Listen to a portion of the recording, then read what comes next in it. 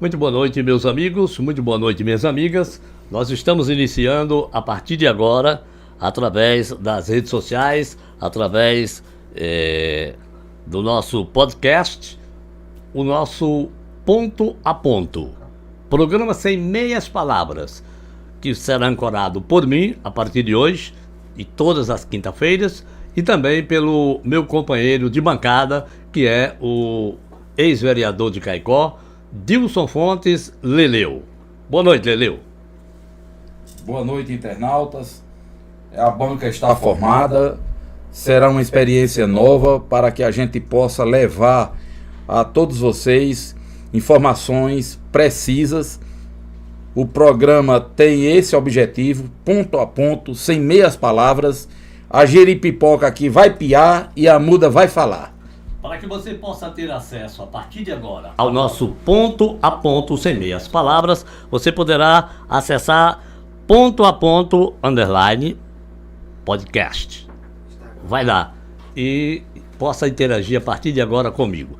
Temos hoje no nosso primeiro programa como convidado um dos mais brilhantes advogados do nosso estado do Rio Grande do Norte. Estou aqui na bancada recebendo com muito prazer a presença do doutor Augusto Maia. Boa noite, doutor Augusto Maia. Boa noite, meu amigo Marcos Antônio, sempre generoso, sempre bacana. Boa noite, Leleu. Boa noite a todos que nos acompanham. Vai ser uma satisfação enorme participar desse momento novo, esse momento diferente, esse momento positivo para a nossa comunicação. E tenho certeza que nossa conversa vai ser muito agradável. Com certeza. Eu quero já transmitir para todos aqueles que vão acompanhar o nosso Ponto a Ponto, que eles podem interagir, mandar suas perguntas, que nós estaremos aqui fazendo essa ponte, eu, Leleu, para que o senhor possa responder também aos nossos telespectadores. Sem meias palavras. Sem meias palavras. O Ponto a Ponto de hoje, Leleu, vai tratar de um tema bem atual. Nós vamos falar de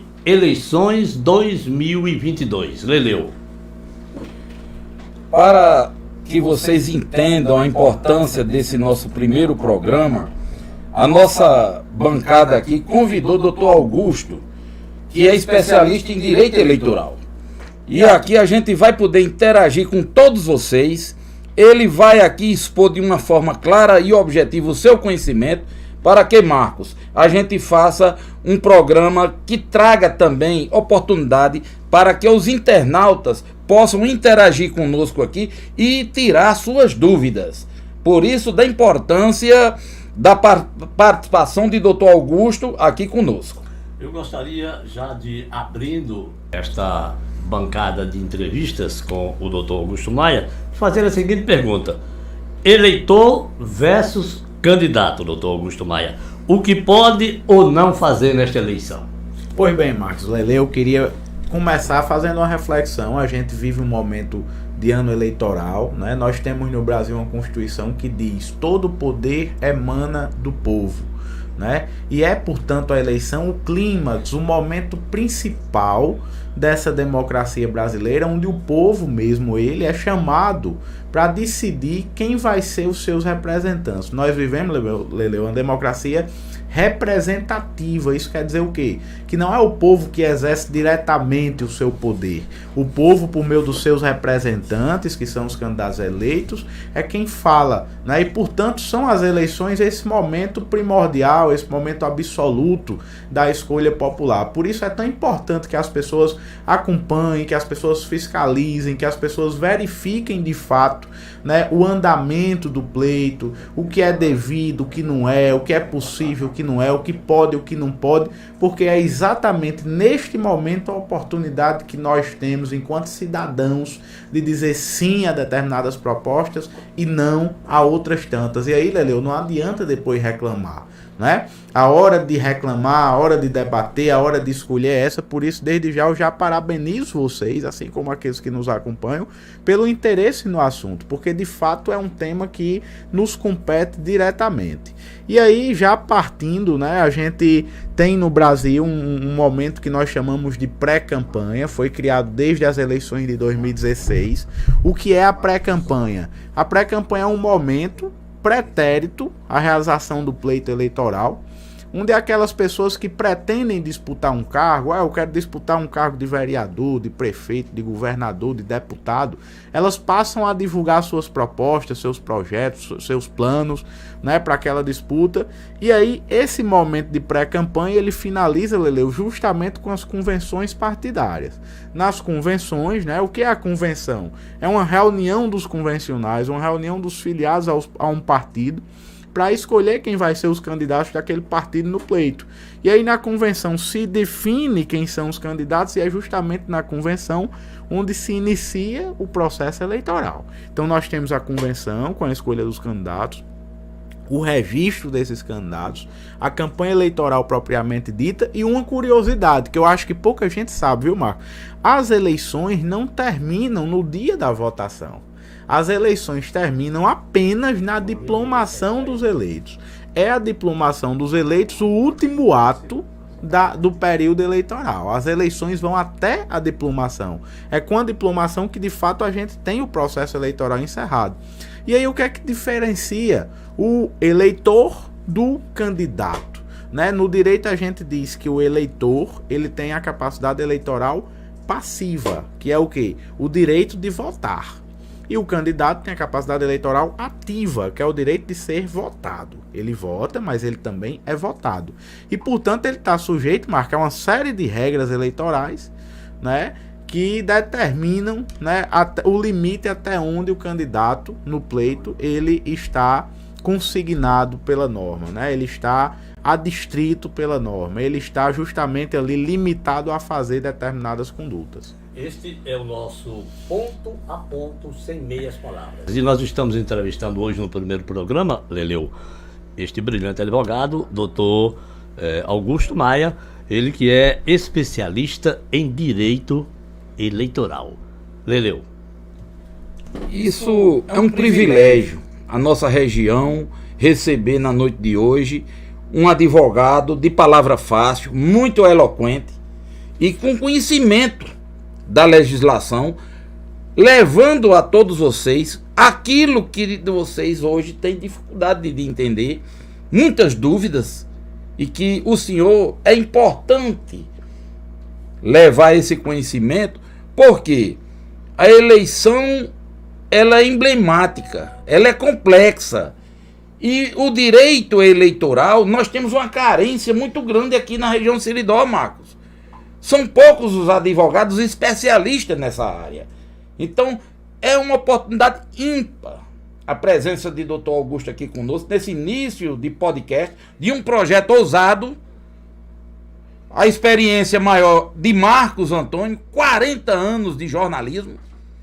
Eu fui convidado por ele para que a gente pudesse fazer isso de uma forma clara, objetiva, dentro de um conhecimento em que você, doutor Augusto Maia, com seu conhecimento, vai nos ajudar a levar tudo isso para aquelas pessoas que hoje necessitam desse conhecimento. O podcast nosso, ele terá a oportunidade de trazer a esta bancada diferentes profissionais. Hoje nós estamos com o senhor que é advogado. E muitos políticos não sabem ou não querem entender a importância de um advogado numa campanha política. E às vezes ele perde até a campanha pela falta do conhecimento e do preparo do advogado para que possa defender uma causa de interesse do político. Agora, toda eleição, doutor Augusto, há sempre uma espécie de mini-reforma. Eu perguntaria ao senhor, essa mini-reforma que a classe política promove quase que toda a eleição, até que ponto ela é benéfica ou não para o eleitorado e para o próprio candidato? A gente tem no Brasil, Marco, já respondendo sua pergunta, uma peculiaridade que é o quê?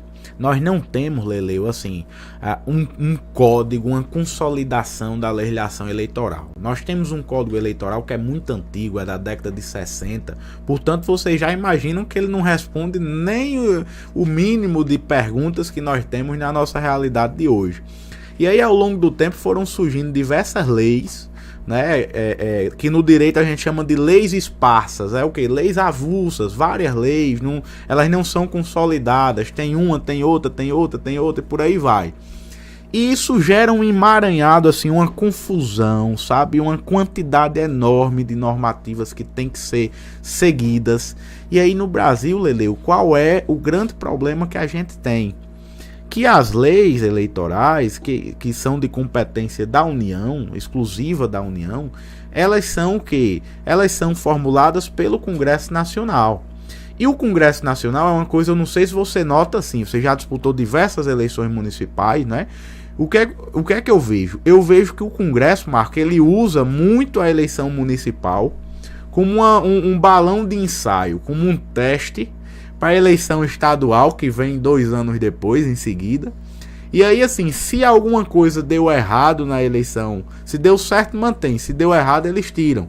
Né? Então, por exemplo, tiraram na última eleição as coligações. O que eram as coligações? Era uma junção de partidos, né, que na campanha eles compunham um único partido. Era como se tivesse tudo num balaio só. Pois bem, eles acabaram as coligações em 2020, para as eleições de 2020. E cada partido não podia mais se aliar a outro, só podia ter a chapa do próprio partido. Né? Isso gerou uma dificuldade para os partidos e tal. O que é que eles fizeram para esse ano? Vamos criar as federações. Para a gente não dar na cara que está voltando às coligações, a gente vai colocar um nome diferente, que é federação, e vai colocar uma característica um pouco diferente. Então isso seria a mesma coisa, mudaria só a nomenclatura? E aí a federação, por exemplo, ela é uma coligação, sendo que ela dura pelo menos 4 anos, e ela tem validade para todo o território nacional, todos os cargos em disputa, de vereador a presidente. Né? Mas eles viram o quê? A gente precisa aqui tentar um meio termo da coligação, porque talvez não tenha dado muito certo. Então isso é um exemplo para responder sua pergunta. Você perguntou, isso é ruim, isso é bom? Eu acho que isso é ruim. Toda eleição a gente muda. Toda eleição eu tenho um livro diferente, porque toda eleição muda a lei. Toda eleição, e não é pouca coisa, é muita coisa. Né? Então vocês veem mesmo, dos últimos 10 anos para cá, as eleições, Leleu, mudaram completamente. Se você pegar as eleições de 2010, de 2012... e ver o que é hoje, assim, quanta coisa mudou de lá para cá, quanta coisa podia que não pode mais, quantos cálculos foram diferenciados, né? Que é justamente nessa mudança que eu acho que não contribui para a segurança jurídica. O que é segurança jurídica que a gente debate?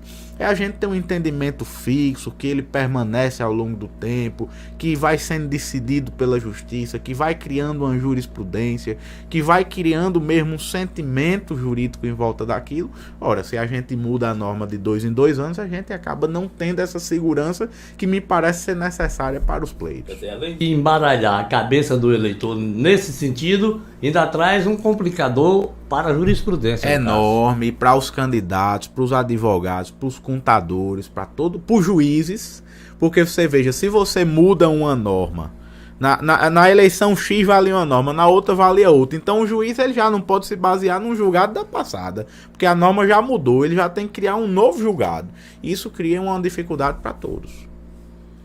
Doutor Augusto, a questão do parlamento, sinceramente, eu posso até dizer, não usando um termo chulo, mas muitos fazem essa comparação, infelizmente, que o Congresso, a maioria são de parlamentares chibatas. Por quê? Veja só, essas leis são aprovadas quando são discutidas lá. E quando a Justiça Eleitoral coloca a rigor, cria uma série de complicações. Vocês imaginam aqui, nós temos o maior polo têxtil da região do Seridó, que é a cidade de Caicó, que produz boné, chapéu. Outras cidades confeccionam camisas. Os parlamentares entenderam que você, numa campanha eleitoral, seja impedido de distribuir um boné ou uma camisa. Sinceramente, eu não consigo entender isso. Eu queria entender e esperar que um dia aquele Congresso possa reverter essa situação, e eu perguntaria do ponto de vista técnico e jurídico, é possível fazer uma revisão nessa legislação eleitoral e as campanhas voltarem a ter, vamos dizer, essa movimentação que dá um aquecimento na economia da região do Seridó e de outras regiões. Aí se fica aqui pensando, será que a gente vai precisar fazer um movimento grande de mobilização para que esses parlamentares lá em Brasília possam mudar essa situação? O exemplo maior disso tudo a gente teve aqui em Caicó, com o fechamento de várias fábricas de bonés, inclusive não só de grande porte, mas também aquelas que a gente, no linguajar popular, chama de fundo de quintal. Não é? Isso é possível, é plenamente possível. E eu só vou depositar o meu voto para deputado federal. Vou fazer essa afirmação hoje nesse podcast. Eu só vou depositar meu voto na urna para deputado federal se tiver um parlamentar com essa coragem. Para recuperar a economia do Seridó. Para voltar essa atividade ser comercializada de modo transparente. Se tem dinheiro para fundo partidário, para se gastar com outros tipos de, vamos dizer, de itens, de produtos usados numa campanha eleitoral, por que não se fazer uma exigência de um parlamentar que chegue em Brasília e faça o pedido de revisão dessa lei para que as nossas fábricas, os nossos boneleiros, os nossos tecelão, as pessoas que vivem, que geram emprego, geram renda. Isso é até um sentimento, eu exponho até aqui para vocês, internautas, com um sentimento de revolta. Porque nós vivemos numa situação em que o boneleiro, o chapeleiro tem que trabalhar na clandestinidade, num período eleitoral. Eu não sei se eu estou enganado, antes que o doutor responda, mas me parece que esta lei ela teria sido criada, na época, Deleu, para que não houvesse uma disparidade entre candidatos. Por exemplo, eu sou um candidato rico, e aí eu vou mandar fazer aí 50 mil bonés, 50 mil camisas. E você que está concorrendo à mesma cadeira que eu também estou concorrendo, eu não teria a disponibilidade financeira para competir com você nesse sentido. Me parece que a lei foi criada mais para isso, né, doutor? Foi nesse sentido, né? Agora, sim, eu acho que é uma reflexão extremamente pertinente. Eu já digo a Lele o seguinte, é possível, plenamente possível mudar, inclusive com maioria simples no Congresso, né? Na época que essa legislação, porque, por exemplo, vou citar aqui algumas proibições. Hoje você não pode distribuir brinde de nenhuma natureza. Então, calendário, boné, camiseta, chapéu, chaveiro, caneta, livro, né? Não pode distribuir brinde. Se distribuir é compra de voto. Depois, por exemplo, outdoor. Não pode mais outdoor. Cavalete, não pode cavalete. Placa, não pode placa. Aqueles bonecos que tinha na rua antigamente, não pode boneco. A única coisa que pode hoje na rua é a bandeira, e desde que ela não seja fixa. Ela precisa ser móvel, ou seja, botar no início do dia, de 6 horas da manhã, e retirar no final do dia até 10 da noite. Pronto, bandeira. Outra coisa, por exemplo, carros. Antigamente era muito comum a gente ver as baratinhas rodando, né? Várias baratinhas, tal, que era também uma forma de renda para algumas pessoas. Eu me recordo até que determinadas pessoas, Marcos, chegava, tinha um sonzinho em casa, e durante a campanha botava no seu carrinho, que era justamente para ter uma renda ali naquele momento. Hoje, Lele, você não pode mais ter carro rodando, só pode ter carro rodando numa movimentação, né? O som, a sonorização móvel que se chama, num ato de campanha, numa panfletagem, numa caminhada, numa passeata, numa carreata, não pode mais ter carro rodando, de maneira que diminui também essa publicidade. Então, à medida que isso vem sendo criado ao longo do tempo, é para quê? Justamente no que Marcos disse, para tentar baixar a disparidade entre o candidato mais rico e o candidato mais pobre. Mas veja que coisa que eu vou lançar a reflexão aqui para vocês. Quando isso foi criado, a gente também não tinha. Hoje o que é que a gente tem, que é um ponto pertinente para tratar lá na frente? A gente tem o financiamento público de campanhas pelo fundo partidário. E ainda, além do fundo partidário, nós temos um fundo especial de financiamento de campanha, que é o Funfic. Então perceba, hoje nós temos dois fundos que financiam campanhas com dinheiro público e, portanto, essa história de dizer assim, vamos quebrar pelo menos uma disparidade que haja entre as candidaturas, será que essa disparidade não estaria quebrada, não é, com essa distribuição de dinheiro para as candidaturas, veja que aqui no Seridó mesmo diversos candidatos a gente viu já. Aliás, quem estiver nos assistindo quiser saber quanto o candidato recebeu, é só colocar lá no Google, divulga Candi Contas. Vai baixar lá o site da Justiça Eleitoral, Mark, vai ter quanto o candidato recebeu, com que ele gastou, quanto veio, de onde veio, quem pagou. Então veja bem, Leleu, se agora o candidato recebe dinheiro público para ser candidato, para gastar, para investir na sua candidatura, então por que então a gente não poderia flexibilizar essa norma para ajudar as pessoas que de fato precisam desse incentivo? Nós estamos entrevistando no nosso primeiro podcast do Ponto a Ponto o brilhante advogado Dr. Augusto Maia. Como o título do programa já diz, sem meias palavras, eu vou aproveitar essa sua colocação, doutor, para pegar a deixa e dizer. Por exemplo, hoje eu vi uma matéria que é uma questão de disparidade entre os próprios candidatos. Quer dizer, o PT jogou na mão de Lula para essa campanha agora mais de 60 bilhões. Sabe quanto recebeu o Bolsonaro do partido dele? 5. Eu vou aqui para casa, para o Rio Grande do Norte. O candidato a deputado federal, o Major Brilhante, recebeu quase 1,5 milhão. Sabe quanto recebeu a Mara Costa? 800 mil. Quer dizer, é ou não é uma disparidade financeira também entre os próprios candidatos? Por que não fazer igualitário para todo mundo? Isso. Vamos ver aqui, quanto é que tem para gastar com a campanha do partido Y? X. Então esse X será dividido igualmente para todos os candidatos. Mas não é isso que está ocorrendo. Então isso também é uma disparidade, e quem leva a pior é exatamente aquele que vai receber menos do fundo partidário. Isso. Que, aliás, eu sou totalmente contrário ao fundo partidário. Quer fazer campanha? Faça a campanha com seu dinheiro, não com o dinheiro do povo. O fundo partidário e o fundo de financiamento de campanhas, Isso. Que são dois. O fundo partidário é permanente, né, que é um dinheiro destinado ao próprio partido, e o partido pode utilizar também esse dinheiro em campanhas.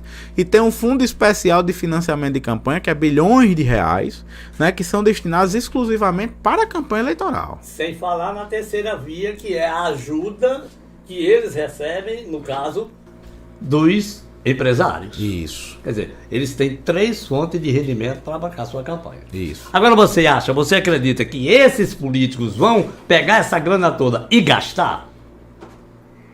É uma situação mesmo assim, muito difícil. Precisa né? ter um senso muito... um QI que não tenha muita inteligência para acreditar que esse dinheiro eles vão gastar na campanha. Não é à toa que nós... E por outro lado, a gente não consegue ter ainda uma fiscalização tão eficiente. E né? nunca vai ter. Nunca vai ter. Leleu, qual é a pergunta que você tem para o nosso brilhante advogado? Doutor Augusto, eu tenho acompanhado na imprensa do Estado a propagação de uma notícia que está causando muita especulação. É o impedimento da candidatura do presidente da Assembleia Legislativa, Ezequiel Ferreira de Souza. O Ministério Público entrou com ação, e essa ação já está protocolada na Justiça Eleitoral, e me parece que Ezequiel está inelegível, decorrente a um prazo que ele deveria ter cumprido de afastamento pelo fato dele ser presidente de uma fundação, certo? Pois bem, hoje eu recebi uma ligação de Lagoa Nova. Já a propagação do nosso podcast, uma pessoa lá de Lagoa Nova, um empreendedor no ramo de panificadora, que é daqui da região de Seridó, está lá e me falou, zum aqui em Lagoa Nova, é que o presidente da Assembleia vai ficar inelegível. Eu perguntaria, doutor Augusto, como a gente entender essa ação do Ministério Público exigindo o impedimento da candidatura de Ezequiel pelo simples fato dele não ter... o período de descompatibilização dele, me parece que ele não cumpriu.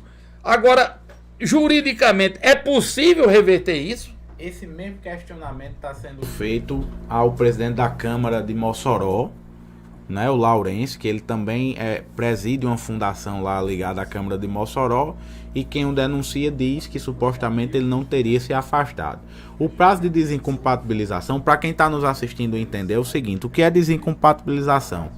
A lei prevê determinadas funções que você ocupa, seja numa fundação, numa associação, num cargo público, e que você precisa se afastar daquela função tanto tempo antes da eleição.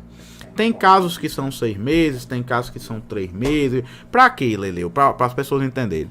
Para que aquela pessoa não use aquela atribuição em benefício da candidatura dela, né? No caso da fundação, por exemplo, o prazo de desincompatibilização são 6 meses. Então, ali no início, antes do pleito, que é no início de outubro. Então, ali no início de abril, né?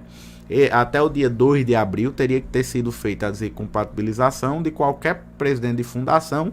E aí eu não conheço o caso de Ezequiel, não sei se de fato ele fez ou não fez, mas o que é que eu posso dizer sobre o caso?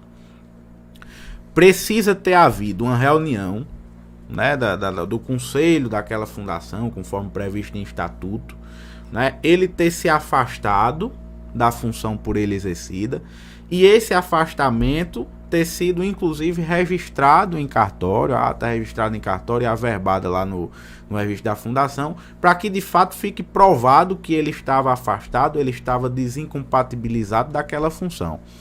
Temos casos que mesmo que não há esse registro em cartório, mas há a ata, há a assinatura, os atos dali para frente não foram praticados mais por ele, seja uma portaria, um contrato, o que é que fosse, já foi assinado por um novo presidente, e não tem provas que de fato da data proibida para frente ele exerceu aquela função, então se considera que ele estaria desincompatibilizado, ou seja, afastado daquela função.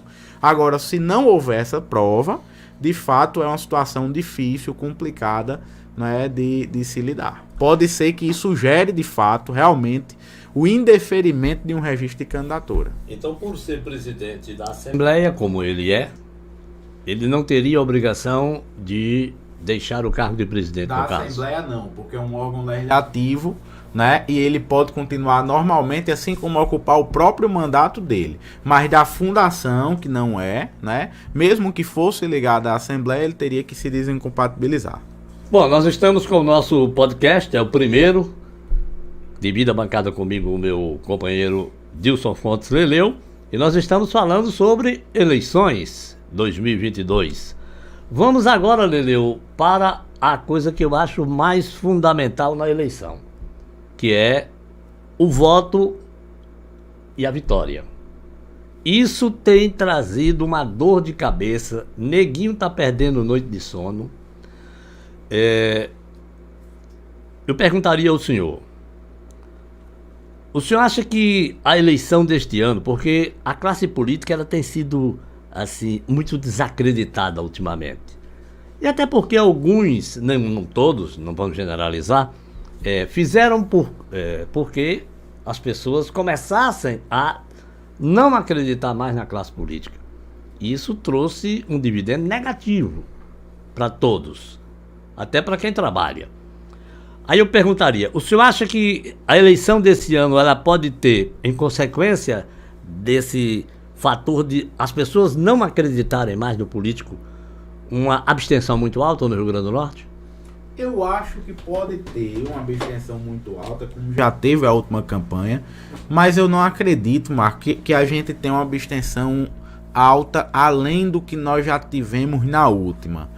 Né? Até porque a gente teve um acréscimo no número de eleitores, então eu não acredito. Por exemplo, na campanha passada nós tivemos, Leleu, aqui no Rio Grande do Norte, no geral, uma média de 1.600.000 votos válidos. O que são os votos válidos? Tem as pessoas que vão lá para a urna e votam num candidato, ou votam na legenda, no partido, ou vota branco ou vota nulo. Se exclui os votos brancos e se exclui os votos nulos, eles vão para o lixo. O que vale são os votos num candidato ou numa legenda, é o que a gente chama de voto válido. Na campanha passada nós tivemos no Rio Grande do Norte todo, em 2018, em torno de 1.600.000 votos válidos, né? Ou seja, que foram dados a um candidato ou a um partido.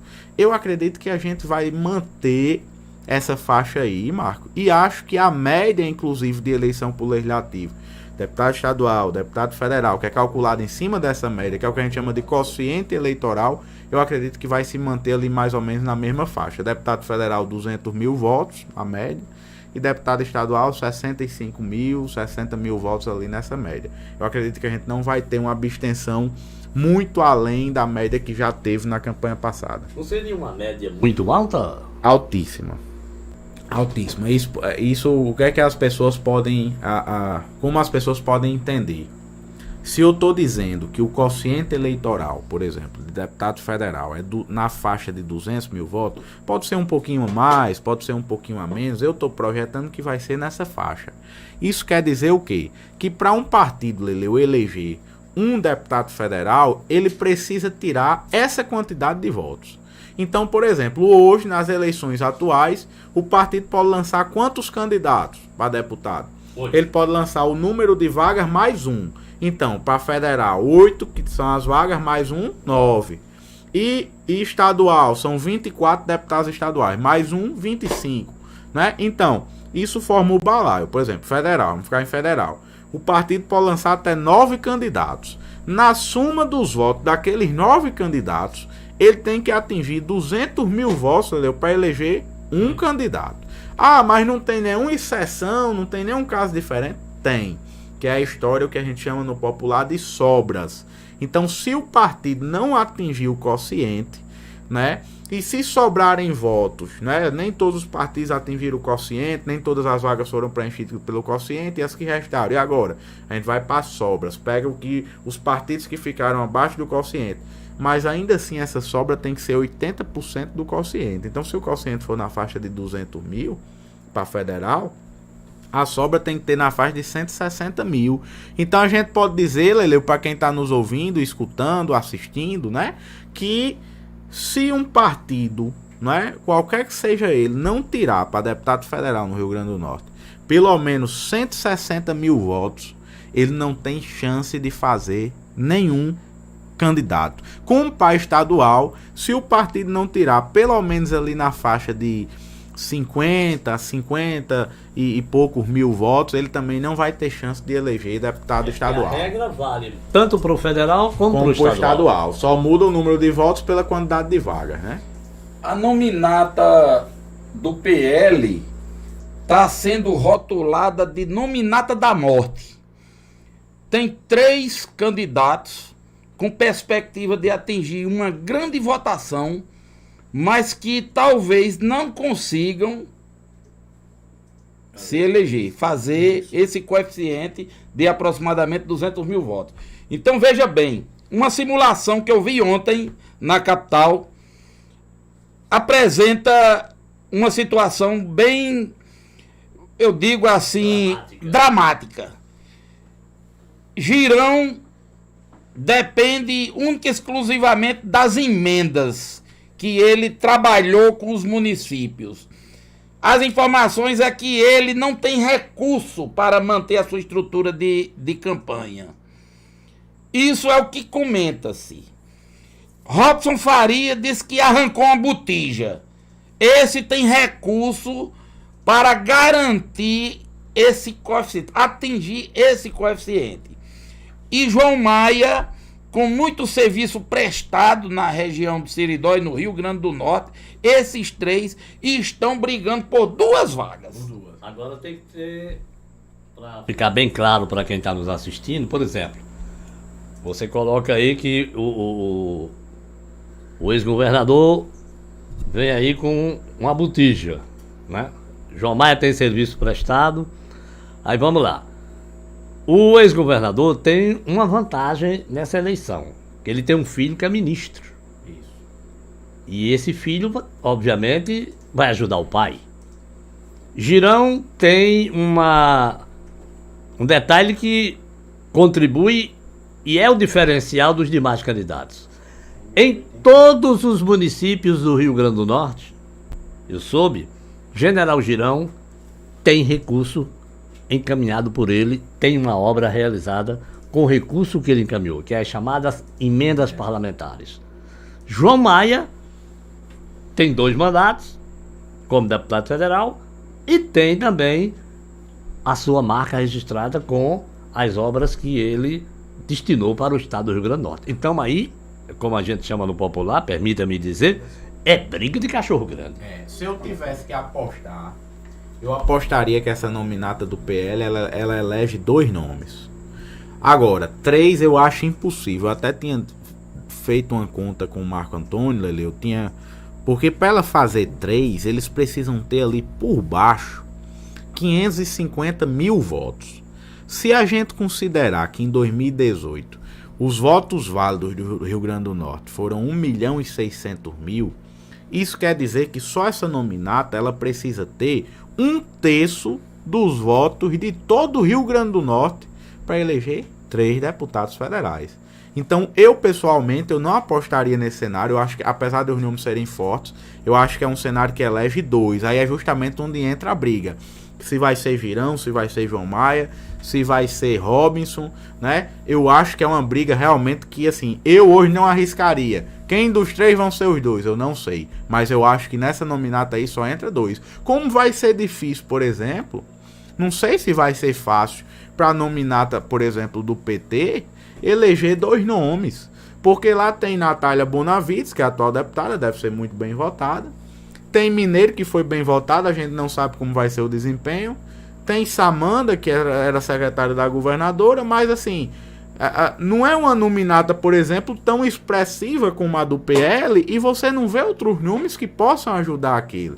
Então, até para essa nominata tirar ali na faixa de 400 mil votos, eu não sei se essa nominata tem fôlego para eleger 2 deputados federais. Eu acho, é a minha opinião, mas a minha opinião não significa dizer que é a verdade. Isso. Não tem nada a ver. Agora, eu acho que uma das situações difíceis é ali da região do Mossoró, que é do Betinho Rosado. Porque inclusive está se projetando, por exemplo, o progressista, que é o dele, né? Eu acho que lá tem uma vaga garantida. Uma vaga garantida.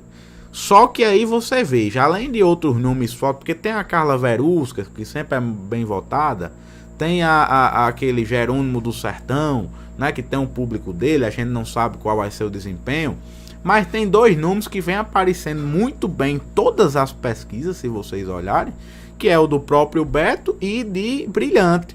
E o Brilhante sempre aparecendo, Leleu, na frente de Beto. Na frente de Beto. Né? Então, assim, é uma dificuldade que eu imagino ali, que também eu penso que elege 1, mas a gente não sabe. Por outro lado, olha a dificuldade, por exemplo, o PSB, que tem como expoente Henrique Alves hoje na disputa. Né? Você veja, quem é o nome do PSB além de Henrique? O nome de expressão, assim, não tem outro nome de expressão estadual.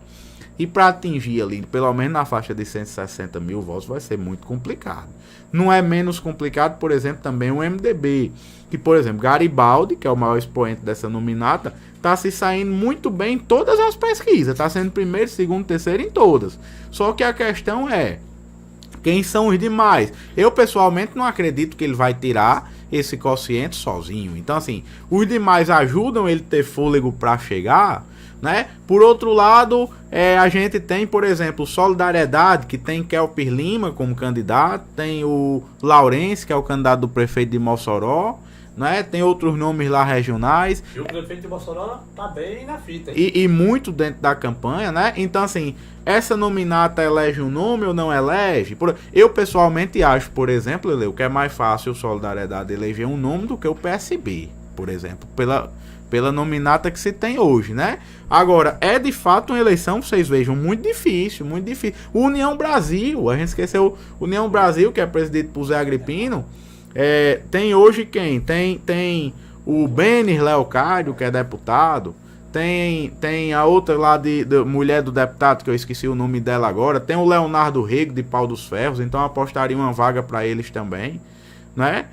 Mas vai ser uma eleição, e trazendo para estadual, o mais complicado vai ser o partido de Ezequiel, o PSDB, são 12 deputados que é candidato na mesma nominata. Para esses 12 se reelegerem, a gente tinha que ter nesse partido aí, vai ter que fazer pelo menos 600 mil votos. Quer dizer que isso é o quê? É 1/3 da eleição de todo o Rio Grande do Norte para deputado estadual. Eu pessoalmente não acredito. Eu penso, se eu tivesse de apostar, eu acho que essa nominata do PSDB cai pelo menos aí uns 4 deputados estaduais. Só para corroborar, é possível? É possível, claro. O tempo permite? Bom, voltando à questão da nominata da morte, aqui em Caicó tem um cidadão muito folclórico, por sinal, e apostador. Ele tem dito que no grupo, nessa nominata da morte, Vaca Velha, que é o empreendedor, dono de pousada, restaurante, que nessa coligação aí, nessa nominata aí, entra o major, o coronel, o general Girão e mais um. Já lá em Natal, outro apostador e folclórico cidadão chamado João da Peixada do Compadre, não acredita na eleição de Girão. Acha que serão eleitos Robson Faria e João Maia. Entrando agora nessa nominata aí, lembrando muito bem do PP, lá de Mossoró, estão chamando aí o grupo da Zebra. O grupo da Zebra, ou seja, a nominata da Zebra. Por quê? Beto está cotado para ser o eleito, mas correndo por fora tem mais 2 candidatos que poderão surpreender, que é exatamente Brilhante, e tem mais um outro, que eu não sei se é o Laurence. Tem o Jerônimo do Sertão, tem na nominata lá do PP. Inclusive nessa nominata tem a Mulher Maravilha daqui de Caicó, Mara Costa. Um abraço, eu gosto muito de Mara, tá dentro desse balaio de gata aí da nominata. A gente esqueceu do republicano, que tem Jaime Calado, tem Vitor Hugo, que é filho de Abraham Lincoln, das pescas, né, das colônias. O Jaime Calado tem Márcia Maia. É cunhado de João Maia. E a candidatura, no meu modo de ver, de Jaime Calado, ela traz um certo prejuízo eleitoral para João. Por quê? Principalmente em São Gonçalo, né? Principalmente em São Gonçalo. Porque no passado, São Gonçalo do Amarante e a grande São Gonçalo ali foi reduto eleitoral de João. Isso. E agora João tem um cunhado que é candidato que vai atuar naquele reduto. Então, obviamente, aquele eleitorado que era de João passa a não ser mais de João. Entendeu? Tá aí uma dificuldade danada, né? E na nominata do PT, que já rotularam de peruca de touro, a nominata do PT, tem Natália Bonavides, candidata que estão aí dizendo que talvez seja uma das mais votadas, e tá lá um problema seríssimo entre eles, é uma crise de ciúmes, porque o grupo de Mineiro apostava que a governadora Fátima Bezerra fosse colocar uma estrutura para Mineiro, e a governadora está colocando, sabe para quem, Marcos? Está colocando doutor Augusto Maia, Samanda Alves. É por isso que estão chamando de nominata peruca de touro, que é uma traição a Mineiro, que tem uma tradição no Partido dos Trabalhadores e esperava ter a reciprocidade da governadora de fazer com que ele chegasse com facilidade à Câmara Federal, coisa que não está realmente acordada com a governadora, porque ela colocou Samanda Alves. E vocês vejam que a Samanda era chefe de gabinete da governadora, e era quem fazia toda a relação do governo com os prefeitos, com os vereadores, quem marcava a agenda, quem recebia, né? Então, isso talvez crie até uma dificuldade para Mineiro também. Mas nós não podemos deixar de falar também na questão dos candidatos ao Senado. É onde está a maior briga da campanha de 2022. Nós temos aí o ex-ministro Marinho, nós temos aí o ex-prefeito de Natal, Carlos Eduardo Alves, e temos o deputado federal, que agora não é mais candidato a deputado federal, optou por ser candidato ao Senado, que é o Rafael Mota. Pois bem, deixa eu expor aqui o meu raciocínio e vocês, em cima do raciocínio, podem deslanchar o que eu vou explicar aqui para o telespectador. No meu ponto de vista, eu acho que nas últimas pesquisas que foram postas aí para a opinião pública, eu senti um crescimento na candidatura de Rogério Marinho. Isso é público e notório. Se você comparar as pesquisas, você vai perceber que ele teve um crescimento. Aí veio a questão do Carlos Eduardo, que a cada dia que se passa, ele pisa na bola. Pisou na bola em fazer suspeitas dos prefeitos do Rio Grande do Norte com relação a recursos oriundos do governo federal, de que os prefeitos teriam feito mão de gato. Ele deixou pairar no ar isso aí. Tanto é que houve uma revolta dos prefeitos, houve uma carta de repúdio às declarações dele. Foram 109 municípios, 109 prefeitos. E que, no meu entendimento, essa questão prejudicará muito a campanha de Carlos Eduardo. E por tabela, Leleu, eu acho que respinga na governadora. Aí você me perguntaria, mas por que vai respingar na governadora? Bom, a governadora vai fazer uma concentração lá na cidade onde o prefeito está pé da vida com ele. Qual é a cara que o prefeito vai pôr para a governadora em ter Carlos Eduardo subindo no palanque com a governadora na cidade que ele foi acusado de pilantragem? Eu acho que ele vai dizer assim, ou sobe ele ou sobe eu. Inclusive já tem casos de prefeitos que não estão aceitando, né? Até prefeitos que apoiam o Rogério Marinho, que não estão aceitando a presença de Carlos Eduardo. Sobre isso eu queria até fazer um comentário Fica à vontade. Jurídico, para você ver, Leleu, a importância de um jurídico numa campanha e ver que até os muito bons também às vezes cometem alguns deslizes, né? Numa campanha eleitoral, a atuação jurídica ela precisa sempre se pautar numa reflexão jurídica, sim, mas sobretudo política. Às vezes nós temos fundamentos, Marco, no direito para atuar, para agir, mas nem sempre esse fundamento jurídico ele pode ser enxergado de uma boa forma perante a sociedade, perante os outros candidatos, perante a classe política. Então é preciso sempre pontuar se uma atuação jurídica ela pode ou não interferir, né, gerar uma repercussão política negativa para o candidato. Se a repercussão política for positiva, ótimo. Mas se for negativa, e por que eu estou falando isso? Porque o jurídico de Carlos Eduardo entrou com essa ação, né, argumentando que Rogério Marinho, né, junto estaria enviando verbas, né, para as prefeituras e estaria aí num certo conluio com os prefeitos, né, com a discriminação de outros municípios, e aí os prefeitos se revoltaram. Isso criou uma manifestação, a meu ver, assim, negativa para a campanha de Carlos Eduardo. Ele poderia, inclusive essa ação poderia ter sido ingressada após a campanha, não precisaria ter sido agora. Então eu quero só destacar esse ponto, que em algumas ocasiões o jurídico, por mais que você tenha razão jurídica, eu não sei se nesse caso tem, mas por mais que você tenha razão jurídica, politicamente talvez não seja a hora, o momento, né? É sempre preciso casar a atuação jurídica com o mundo político, afinal a gente está falando de eleição.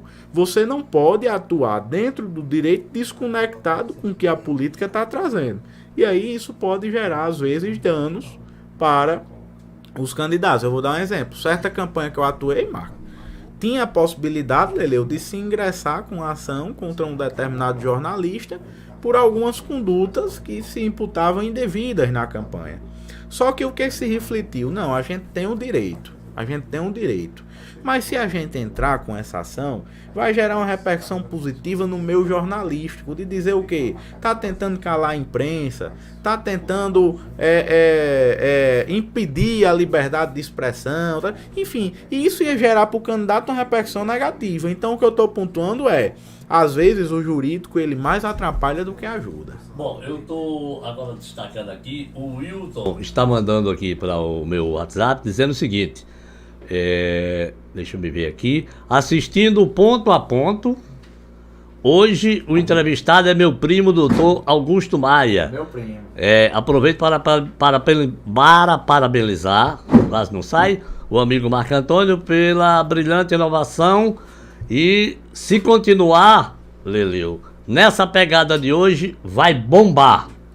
Um abraço, Will. Lá na frente ele coloca aqui, sugestão ao amigo Marco Antônio, transmitir também pelo Instagram do Ponto a Ponto, no YouTube, abrir espaço em um determinado momento para receber e responder perguntas. Está aberto, é só nos enviar que faremos as perguntas que vocês quiserem aqui. O programa é ao vivo, é aberto, você pode participar, interagir conosco, manda aí sua pergunta, não tem problema nenhum, que tanto eu estou aqui para atender você como o Leleu e o nosso convidado. Diga, Leleu. Doutor Augusto, do ponto de vista jurídico, que isso também tem causado muitas indagações. Carlos Eduardo tem aqui no Rio Grande do Norte uma aliança com Fátima Bezerra, que é do PT. Fátima, no palanque dela, vai reforçar o voto para o candidato Lula, que é o candidato do partido dela. Carlos Eduardo está dentro desse palanque, só que ele tem um candidato a presidente que é Ciro Gomes. Ele ontem afirmou que votará em Ciro Gomes.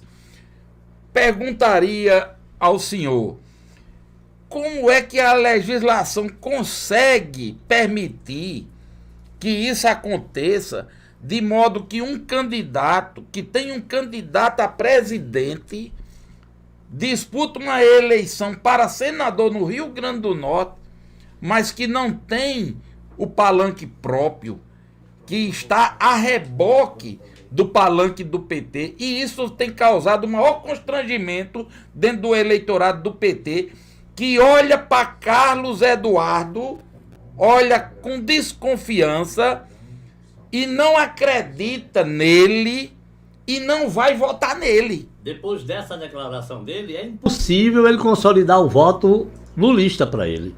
Aliás, falar em Lula, o Rodrigo Antônio está pedindo aqui para eu fazer uma correção, que eu falei que o Lula tinha recebido do fundo partidário 60 bi. Na verdade foi 60 milhões.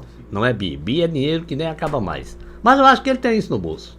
Então, só para concluir, ele é um candidato que eu posso comparar uma cobra de duas cabeças. Você está entendendo, doutor Augusto Maia? Daí, ele, além desse processo todo de desconfiança e de indisposição dentro do Partido dos Trabalhadores, ele chegou à infelicidade de protocolar na Justiça, na tentativa de frear os investimentos do governo federal com obras estruturantes para o Rio Grande do Norte, como se ele tivesse achando ruim que os municípios do Rio Grande do Norte fossem beneficiados com esses investimentos.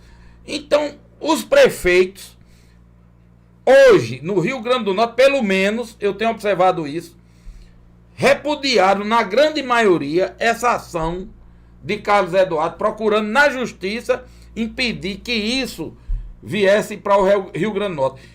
Dentro do processo jurídico, há brecha para que uma coisa dessa tão desconfortável para os prefeitos venha a prosperar? Veja bem, eu ouvi sobre esse assunto um comentário do Dr. Felipe Cortez, que está advogando, nesse caso, para Rogério Marinho. E ele pontuou assim: é um devaneio jurídico. Se eu pudesse pontuar também, eu copiaria sem plágio o Dr. Felipe para dizer, eu acho que é um devaneio. Mas o que é que se argumenta? Se argumenta que ele utilizou da máquina, da estrutura do governo federal e disse aos prefeitos o seguinte: olha, eu só mando recursos se você me apoiar na minha campanha. Então, diante disso, Carlos Eduardo está dizendo, Rogério Marinho utilizou a máquina pública para beneficiar a candidatura dele. Só que o que eu vejo, Leleu, como é que isso vai se provar? Depois, é natural que um ministro, que um parlamentar, que um líder político que enviou emendas, que enviou obras, que enviou recursos para um município, que ele obtenha o apoio das lideranças daquele município, porque ele ajudou o município. Então, essa troca de apoio, que ela é natural, que ela é histórica, eu não sei como isso pode ser interpretado como uma compra de apoio, né? Tem que se ver o que é que tem lá de prova, mas é como eu lhe disse no início, se eu pudesse copiar o que disse o Dr. Felipe Cortez, eu acho que é um devaneio. Acho que não tem chance disso prosperar. Eu gostaria, Marcos, em cima desse raciocínio aqui, que a gente pudesse concluir para passar para um outro assunto que eu quero instigar, Dr. Augusto Maia, com relação à situação desconfortável da governadora Fátima Bezerra diante disso. Porque não tem conhecimento no estado do Rio Grande do Norte uma única obra do governo do estado. Isso é fato.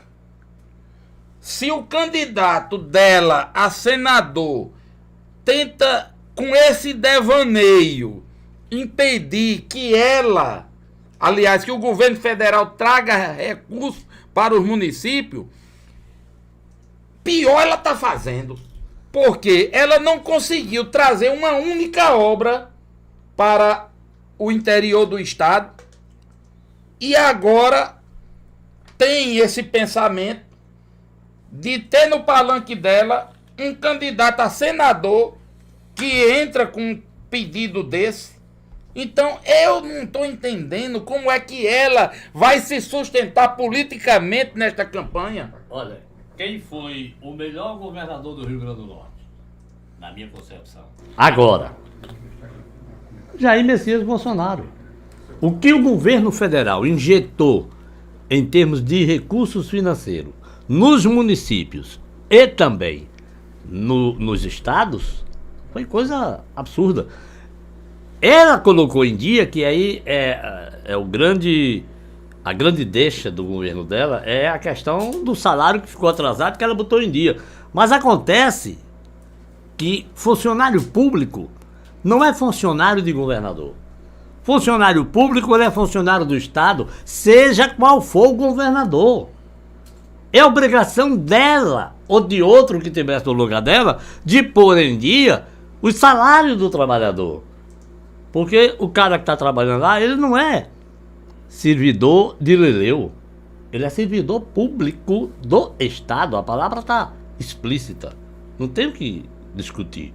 Então quem está lá no governo tem por obrigação de pôr em dia e de manter estes salários em dia. Foi a única coisa que ela fez. Por quê? Porque o presidente da República mandou dinheiro para isso. Mas veio a pandemia, a sorte do norte rio-grandense foi Álvaro Dias, prefeito de Natal, que tomou a frente, senão tinha morrido muito mais gente. A grande obra que ela fez na pandemia foi comprar respiradores, pagou 5 milhões a um consórcio fajuta, formado por todos os membros do partido dela, comandado pelo governador da Bahia. Levaram o dinheiro, não entregaram os respiradores. Com isso, muita gente perdeu a vida. E um detalhe: o dinheiro não retornou aos cofres do povo, dos cofres do estado. Dinheiro do povo do Rio Grande do Norte. Agora, eu desafio a você que está me assistindo.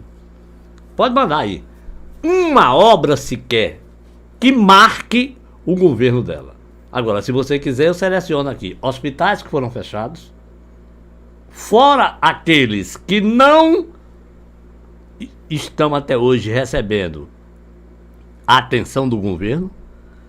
Tá aí o caso de Caicó, até a água dos servidores públicos e de quem está lá internado. Sabe por que é que tem, entendeu? Porque os funcionários do hospital, os médicos fazem uma cota e mandam comprar. Nem um copinho de tomar água tem. Aí falta a medicação. Um dia desse tem um paciente lá que eles não divulgam não. Mas eu tenho amigos que me passam as informações. Tinha um paciente que estava, não era pré, era infartado. E o médico de plantão, que é meu amigo, chegou lá, a única coisa que tinha para dar ao paciente, sabe o que era? AAS infantil. E ele estava infartado. Não era pré-infarto, não, era infartado mesmo. Ele pegou o carro dele, veio aqui na farmácia central, comprou a medicação adequada, que é uma que se coloca, é sublingual, e fez o socorro ao paciente e encaminhou para Natal, porque não tinha mais recurso. Essa é a história. Eu quero saber como é que ela vai chegar no palanque pelo Rio Grande do Norte para contar a história do governo dela. Aí eu gostaria de estar presente para ver. Porque é um governo sem história. Ela se diz, eu sou uma governadora de origem humilde, eu sou uma governadora que veio do povo, eu sou uma ex-trabalhadora da educação. E foram essas categorias que mais estão sendo penalizadas nesse governo. Ou eu estou mentindo? Se eu tiver, pode me dizer que eu sou mentiroso. Agora eu não conheço outra história do governo dela. Você conhece? Antes de doutor Augusto comentar, só para fechar o meu raciocínio com relação a esse assunto, eu quero aí que vocês atentai bem o que eu vou dizer agora.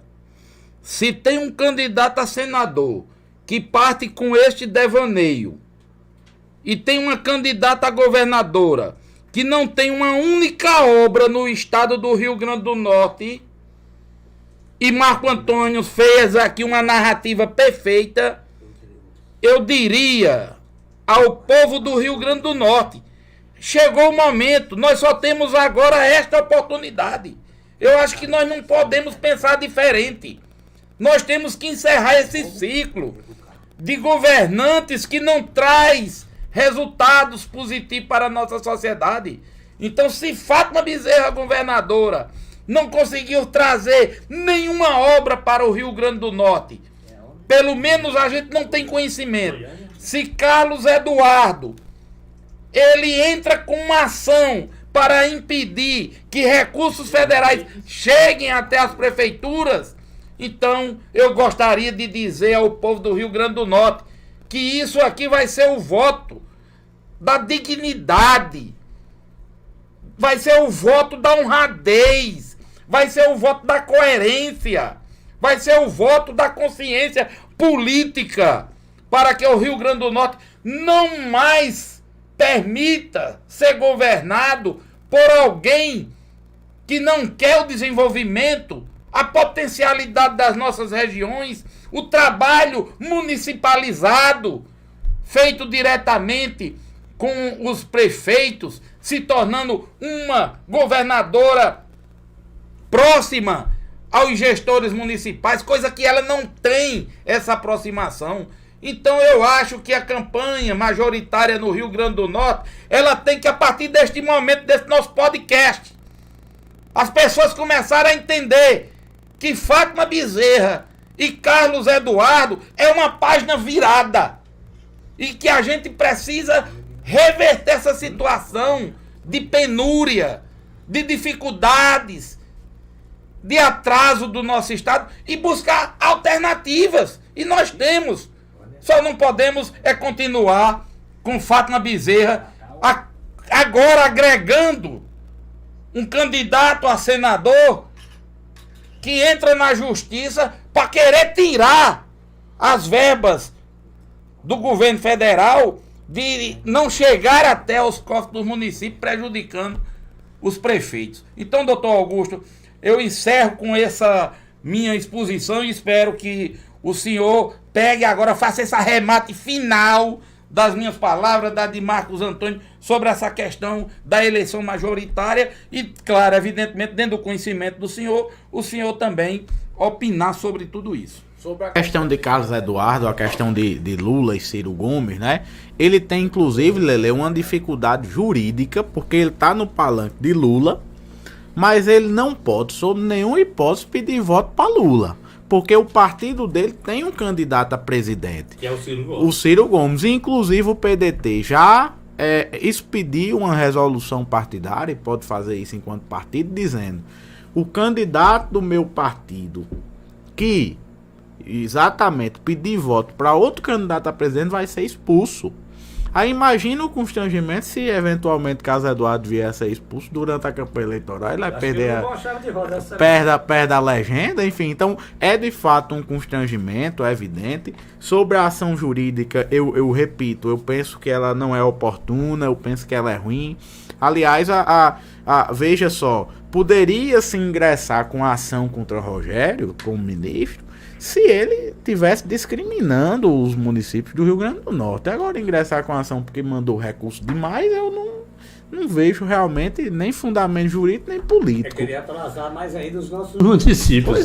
Pois é. E aí eu reforço essa questão jurídica das campanhas que eu penso, viu, Leleu?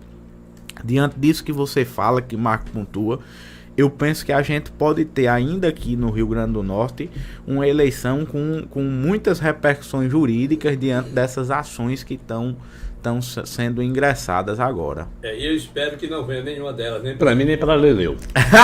Se vier, já tem advogado, viu? Olha, eu quero agradecer a sua brilhante participação.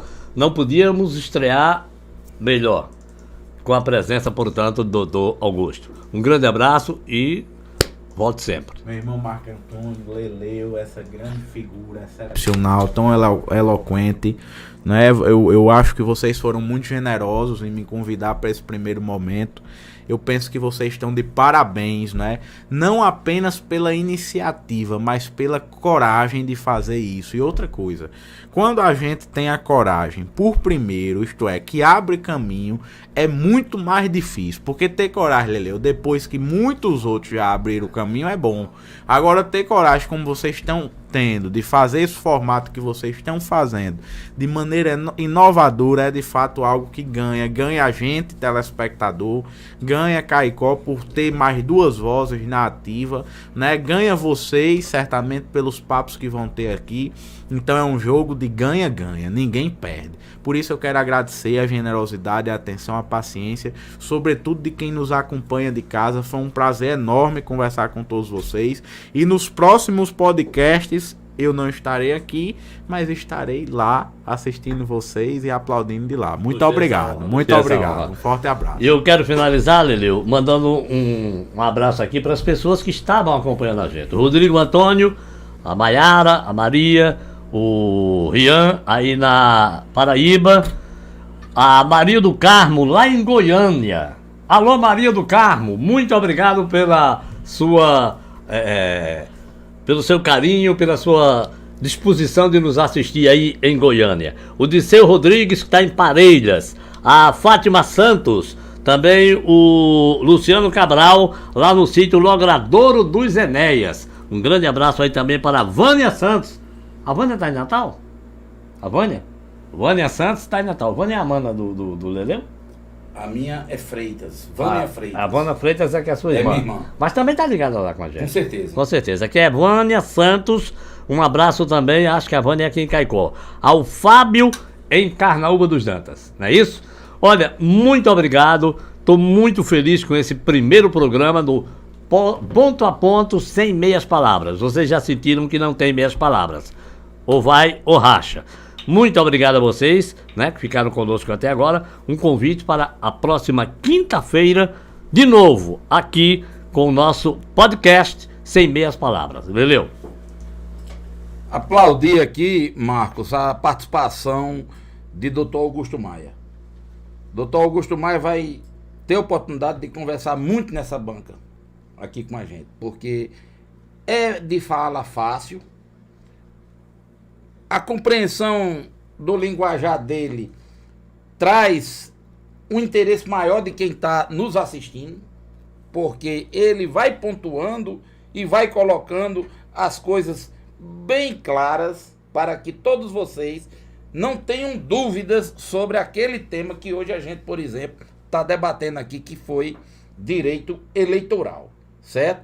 Agradecer também a todos esses que se dispuseram neste momento, nessa hora, de nos assistir. Lembrar o nosso Kevin, que foi o grande mentor aqui de todos É os verdade, trabalhos, né? a produção em si, de Como é que é o nome do homem aqui?